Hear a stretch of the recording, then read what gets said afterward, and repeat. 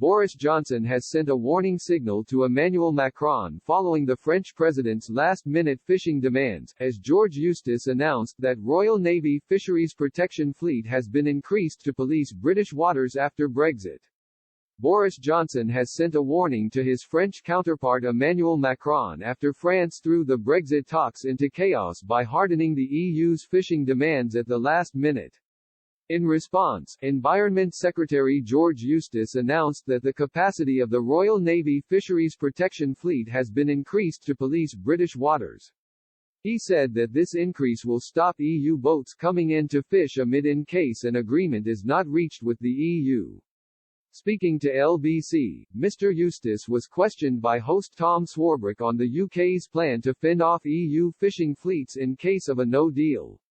Mr. Eustace said, "We have a fisheries protection fleet as part of the Royal Navy, the oldest part of it. We also have a control centre in Newcastle that monitors every fishing vessel that is in our waters." Mr. Swarbrick responded, "Have they been boosted? Have they got more numbers, and extra staff in case of a no-deal?" Mr. Eustace said, "Yes, we have taken on 2 additional vessels to supplement the work that the Royal Navy do to increase capacity. It's also the case the Navy have just put forward 3 new offshore patrol vessels and have decided not to decommission the old ones at this point, so there are some reserve capacity to draw on." The LBC host asked whether the increase was related to the fears that French fishermen will ignore a no-deal Brexit and still attempt to fish in British waters.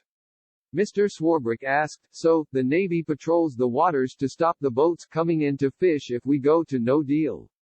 The cabinet minister explained, "That's always been the case. Supplemented of course by the private contractors that we have. It is the role of the Marine Management Organization to police our fisheries, something they have done for many years, and support the Royal Navy.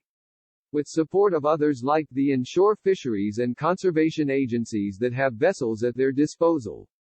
Earlier today, Mr. Eustace blamed the EU for throwing the talks into chaos after introducing a whole load of additional demands late in the negotiations this week.